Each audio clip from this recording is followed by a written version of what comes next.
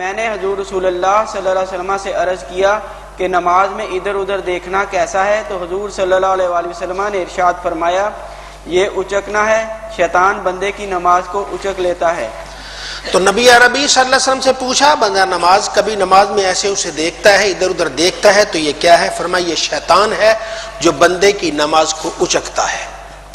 کئی آدمی آپ نے دیکھے ہوں گے وہ ایسے نماز پڑھیں لیکن ایسے دیکھتے رہتے، ادھر ادھر ایسے دیکھتے، انگلی ایسے آنکھیں پھیرتے رہتے ہیں، تو یہ حقیقت میں شیطان کا اچکنا ہے۔ ایسا نہیں کرنا چاہیے۔ نماز پڑھتے ہماری توجہ سجدے کی طرف، سجدے کی جگہ اس پر اپنی توجہ رکھیں اور اللہ تعالیٰ کو یاد کریں۔ جب ایسے توجہ رکھ کے اللہ کو یاد کریں گے تو اللہ تعالیٰ پھر شیطان کے وساوس سے ہم سب کو محفوظ فرمائے گا۔ تو شیطان بہرحال وسوسے ڈالتا ہے، کبھی ادھر دکھاتا ہے، تو بندہ نماز کے اندر یکسو ہو کر اللہ تعالیٰ کی عبادت کرنی چاہیے، ادھر ادھر نہیں دیکھنا چاہیے۔ اب جب ہم نے مسئلہ پڑھ لیا ہے، اگر کہیں ادھر ادھر ہم نماز میں دیکھنے لگے، اچانک یہ خیال آ جائے تو پھر انسان رک جائے گا کہ یہ تو شیطانی عمل ہے، جو شیطان ہمیں ادھر ادھر بہکا رہا ہے، تو ہم شیطان کے بہکاوے میں نہیں آئیں گے۔ انشاءاللہ رحمان کی رحمتوں کے طلبگار ہیں، اللہ تعالیٰ سے التجا کرتے، مولا ہم تیرے عاجز بندے ہیں، نہ شیطان سے لڑ سکتے ہیں، نہ شیطان کے داؤ سے بچ سکتے ہیں، ہمارے پاس تو کچھ نہیں، تیری رحمت کا سہارا ہے۔ ہمیں زندگی میں ایک لمحہ کے لیے بھی ہمیں اپنے نفس کے حوالے نہ کرنا، بلکہ سدا اپنی رحمتوں میں رکھنا۔ ہم اپنے نفس سے خیر کی امید نہیں رکھتے، امید رکھتے ہیں تو تیری بارگاہ سے خیر و بھلائی کی امید رکھتے ہیں۔ اے رحیم و کریم اللہ، صدا ہم سب کی جھولیاں بھرے رکھنا اور ہمیں اپنا ہی سچا بندہ بنائے رکھنا۔ چلیں جی، بسم اللہ۔ باجماعت نماز میں صف میں خالی رہ جانے والی جگہ میں شیطان گھس جاتا ہے۔ عن انس رضی اللہ عنہ قال قال رسول اللہ صلی اللہ علیہ وآلہ وسلم رثوا صفوفکم وقاربوا بینا وحاذوا بالعناق فوالذی نفس محمد بیدہ انی لا ارى شیاطین تدخل من خلل الصف کأن الحذف۔ حضرت انس رضی اللہ عنہ سے روایت ہے کہ حضور رسول اللہ صلی اللہ علیہ وآلہ وسلم نے ارشاد فرمایا، صفوں میں خوب مل کر کھڑے ہو اور صفیں قریب قریب بناؤ، نیز گردنیں بھی برابر رکھو۔ اس ذات کی قسم جس کے قبضہ میں محمد صلی اللہ علیہ وسلم کی جان ہے، میں دیکھتا ہوں کہ صف کے درمیان خالی رہ جانے والی جگہ میں شیاطین بکری کے بچے کی طرح گھس آتے ہیں۔ نبی کریم صلی اللہ علیہ وسلم جب نماز میں کھڑے ہوتے ایسے ساتھ مل کے کھڑے ہوتے، جب مل کے کھڑے ہوں گے نا، ایک غرور و تکبر ختم ہوگا۔ اگر آپ کو اللہ نے 2 پیسے دیے ہیں، یا آپ کے کپڑے اچھے ہیں، یا آپ کو اللہ نے علم دیا ہے، یا آپ کے پاس کوئی اقتدار ہے، بڑے منصب والے ہیں، آپ کی اچھی ہے، آپ کی جو بھی اللہ نے کوئی نعمت دی ہے، اس کے ساتھ کوئی غریب آدمی کھڑا ہو جاتا ہے، نماز میں تو نہیں روک سکتے نا۔ غریب آدمی کھڑا ہے، ساتھ مل کے کھڑا، آپ بھی مل کے کھڑے ہیں اور دلوں کو ملا کے کھڑے ہیں، جسم بھی نہیں دلوں کو بھی ساتھ ملا کے کھڑے ہیں، تو غرور تو ختم ہو گیا۔ اسلام ہمارا غرور مٹاتا ہے۔ ہم کے بندہ کیا ہے، مغرور کیوں ہے؟ بندے کی اوقات کیا ہے؟ بندہ مغرور نہیں، بندہ عاجز بندہ بنے، اللہ کی بارگاہ میں جھکنے والا بنے۔ ہاں جو عاجز بن جاتا ہے رب تعالیٰ اس کی جھولی بھر دیتا ہے۔ غرور نہیں کرتے، تکبر نہیں کرتے، یہ چیزیں غرور کو مٹاتی ہیں، یہ چیزیں غرور کو، بندہ ساتھ مل کے کھڑا ہوتا ہے۔ ایک طرف بڑا کھڑا ہے کوئی چودھری اور دوسری طرف اسی کا کمی ساتھ کھڑا ہے، تو یہ اندر سے مٹ تو جائے گا نا، یار میں اس کو مجلس میں تو ساتھ بیٹھنے نہیں دیتا، یہاں میرے اللہ کی بارگاہ، تو جو اللہ کی بارگاہ میں تیرے ساتھ ہے وہ کسی اور جگہ بھی ساتھ ہو جائے تو اس میں حرج کیا ہے؟ تو یہ بندے کے دل سے غرور مٹا دیا جاتا ہے۔ تو اللہ تعالیٰ بندے کو عجز کی توفیق عطا فرمائے، اس سے غرور و تکبر مٹائے۔ یہ غرور شیطان کا حصہ ہے اور شیطان جہنم لے جاتا ہے۔ عجز و انکساری اللہ کی طرف سے ہے۔ اللہ کا عاجز بندہ، اللہ کا منکسر المزاج بندہ اللہ کی رحمتوں میں رہتا ہے۔ ہاں رب عاجزی کہتا ہے میری بارگاہ میں میرے عاجز بندے بن کے آؤ۔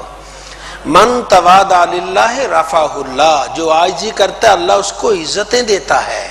آپ عاجزی کریں گے، اللہ کا فرشتہ یہ گردن میں یہاں انسانی ذہن میں لگام اس سے اونچا کر دیتا ہے، پھر لوگوں کے دل خود بخود جھک جاتے ہیں۔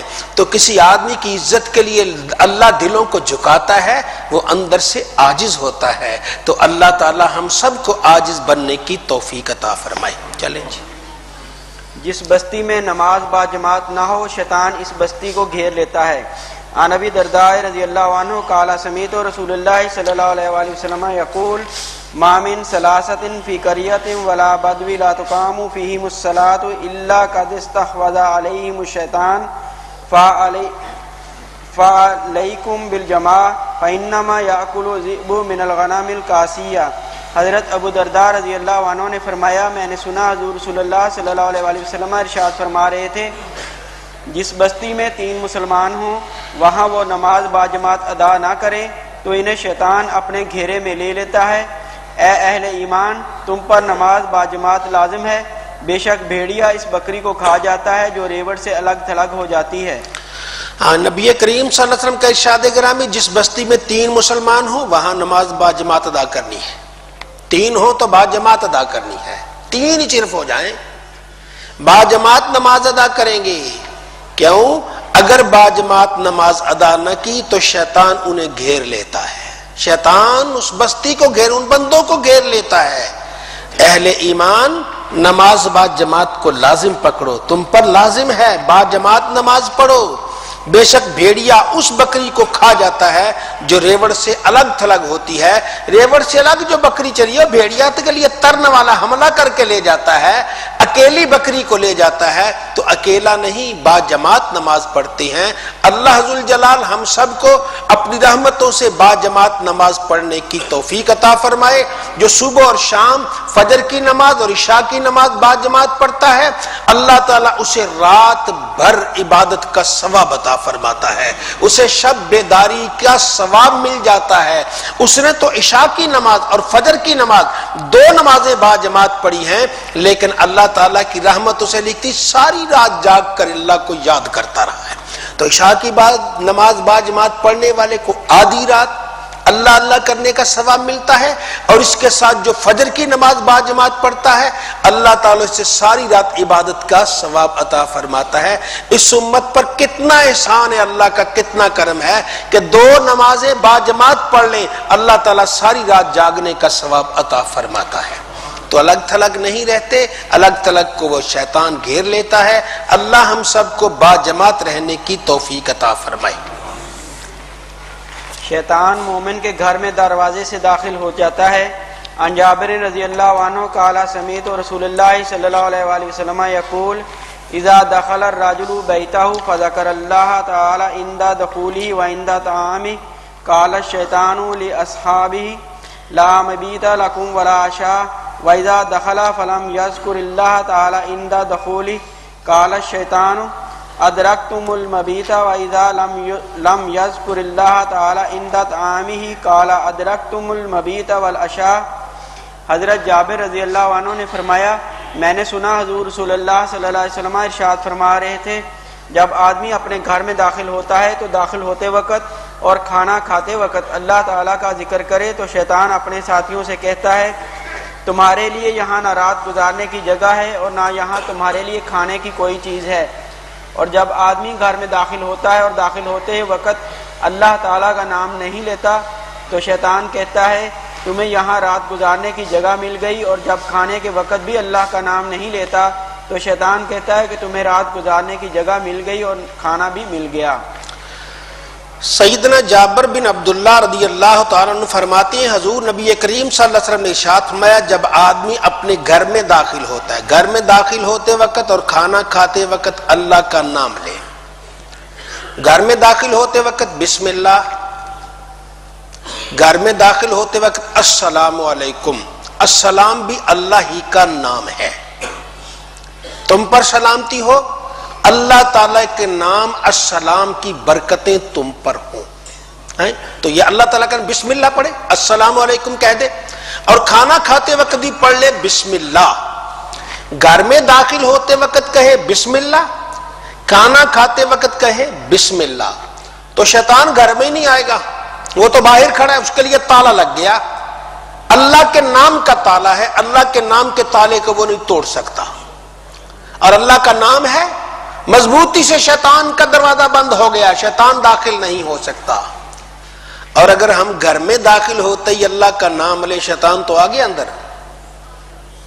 کھانا کھاتے وقت بھی اللہ کا نام نہ لیں تو شیطان کھانے میں بھی شریک ہو گیا۔ کہیں گھر ہمارا شیطان ساتھ رہے اور ہم کہیں جی شیطان کے وسوسوں سے نہیں بچتے، بھئی گھر میں ہم نے خود تو اس کو داخل کر لیا ہے۔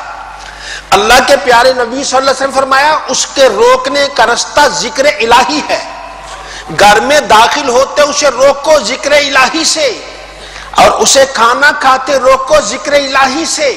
تو جو بندہ اللہ کو یاد کرتے ہوئے گھر میں داخل ہوتا اس گھر میں شیطان نہیں آتا۔ جس کھانا کھاتے وقت وہ اللہ کا نام لیتا اس کھانے میں شیطان شریک نہیں ہوتا۔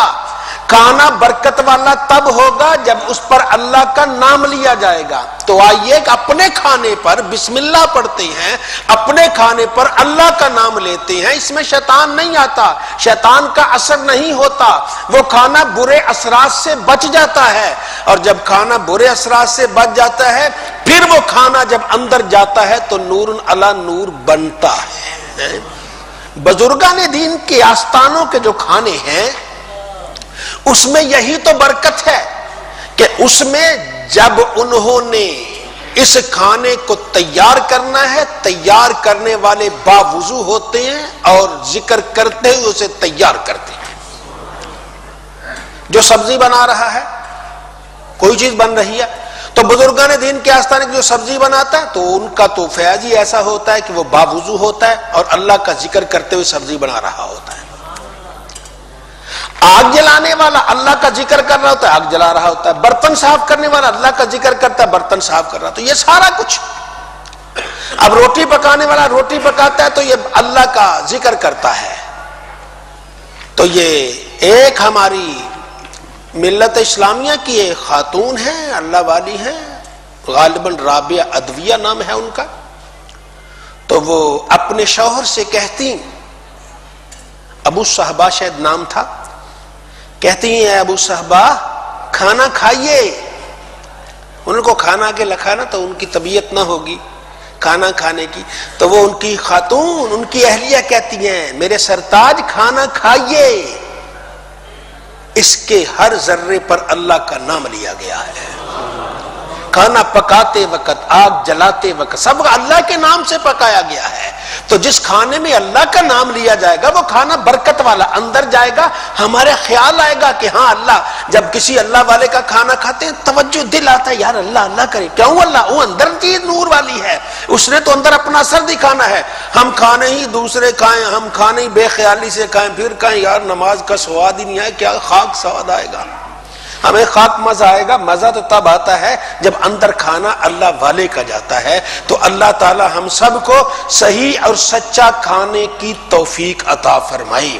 یہ کھانا ہمارے جسم کا حصہ بنتا ہے، تو جس کا جسم کا ہر حصہ ذکر الہی والا ہوگا وہ قبر میں محفوظ رہے گا، حشر میں محفوظ رہے گا، اس کا جسم بڑا صحیح رہے گا، اللہ کی رحمتوں والا رہے گا۔ تو اللہ ذوالجلال سے عرض کرنی چاہیے اے خالق و مالک ہمارے گھروں میں ایسا ماحول پیدا کر دے کہ ہمارا کھانا شروع سے لے کر آخر تک تیرے نام کے ساتھ پکتا رہے۔ وہ انسان کتنا خوش قسمت ہے جس کی اہلیہ وہ برتن دھونے لگے تو کہے بسم اللہ، کتنا خوش قسمت ہے اس کی اہلیہ آگ جلانے لگے تو کہے بسم اللہ، روٹی پکانے لگے تو کہے بسم اللہ، سالن ڈالنے لگے تو کہے بسم اللہ، آگے رکھے تو کہے بسم اللہ۔ وہ اللہ کا نام کتنی مرتبہ لیا گیا، اس میں برکت کیوں نہ ہوگی، اس میں سدا برکت ہوگی۔ تو آئیے اللہ کا نام لیتے ہیں، کھانا بناتے، کھانا کھاتے، کھانا خریدتے، کھانا لیتے، پکڑتے، دیتے، ہر وقت اللہ کا نام لیتے ہیں۔ جب اللہ کا نام لینے کی عادت بنائیں گے انشاءاللہ وہ کھانا جسم میں جا کر نور بن جائے گا۔ ہمیں عادت بنانی چاہیے، بازار سے بھی کوئی چیز خریدے پیسے دیتے ہوئے بسم اللہ، دکاندار کہے نہ کہے یہ اس کی مرضی ہے، پیسے دیتے وقت بسم اللہ، چیز لیتے وقت بسم اللہ، جیب میں ڈالتے وقت بسم اللہ پڑھتے، یہ کیا وقت نہیں لگتا، اسی وہ کام باتیں بھی کرتے ساتھ بسم اللہ، اللہ کا بسم اللہ بسم اللہ. تو یہ اللہ کا نام بار بار لیں گے، اس کا اثر یہ ہوگا کہ اس چیز سے شیطانی اثرات ختم ہو جائیں گے، وہ رحمانی اثرات میں آ جائے گی، اللہ کی رحمتوں میں آ جائے گی. جب اللہ کی رحمتوں میں آ جائے گی، گھر جب تک وہ چیز پڑی رہے گی برکت والی ہوگی. اللہ تعالیٰ کا انعام فرمائے، اللہ رحمت فرمائے. یہ دیکھیے بازار سے کسی نے یہ خریدا، ایک آدمی نے خریدا بے دیانی میں، وہ گالیاں دکاندار کو دیتے لیتے، وہ سارا خریدا، وہ گھر میں لا کے رکھ دیا، اسی کا ہے اسی طرح. اور دوسرا ایک آدمی نے خریدا، اس کو خریدتے وقت لیتے وقت پڑھتے وقت پتہ نہیں 20 مرتبہ اس نے بسم اللہ کہا ہوگا. اب جب تک یہ گھر میں ہوگا، اس میں اور اس میں بڑا فرق ہے. یہ جب تک گھر میں ہوگا برکت والا ہوگا، وہ ہوگا ویسے ہی ہوگا. تو آئیے اپنی عام مسلمان ہیں، نبی کریم صلی اللہ علیہ وسلم کے غلام ہیں، یہی تو درس دیا ہے سرکار دو عالم صلی اللہ علیہ وسلم کا، یہی تو سبق مبارک ہے. ہر کام اللہ کا نام لے کے کرتے، فرق نہیں پڑتا. یہی تو ایک فرق ہو جاتا ہے کہ اللہ والے میں اور دوسرے میں. اللہ والا ہر کام میں اللہ کا نام لیتا ہے، دوسرا اللہ کو بھولا ہوتا ہے. اللہ ذوالجلال سدا ہمیں ہر وقت اپنا ہی نام لینے کی توفیق عطا فرمائے. جو ہر وقت اللہ کا نام لیتا ہے، انشاءاللہ جب اس کا مشکل وقت آئے گا پھر اللہ اس کا نام لے گا. اللہ اس کا موت کا وقت ہے، مشکل وقت ہے، پھر اللہ تعالیٰ اس موت کو مومن کے لیے تحفہ بنا دیتا ہے.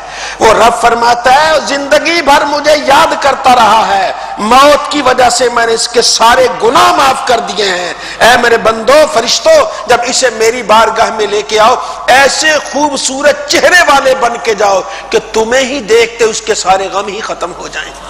تو جب فرشتوں کو دیکھ کے غم ختم ہو جائیں گے، فرشتے پھر اللہ کی بارگاہ میں لے کے جائیں گے، تو اللہ کی بارگاہ میں جا کر تو پھر نور والا ہی ہو جائے گا. تو اللہ تعالی ہم سب کو اپنی وہ یاد کی توفیق عطا فرمائے جو یاد اسے قبول ہو.